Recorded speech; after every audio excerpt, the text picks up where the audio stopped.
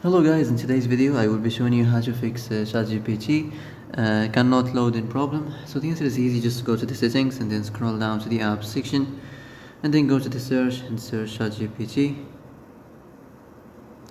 and then go to the storage, and here you will find this clear cache option. Click on it. Now you can go check it if it worked, and if it didn't you can try to restart your phone or turn the Wi-Fi off and on, or the Bluetooth or the airplane mode. Also you can try to clear data, but be careful. If you clear data, all this application's data will be deleted.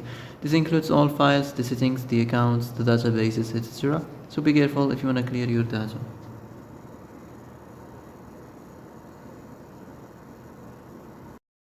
And that's it for today's video. I hope this is the answer you've been looking for.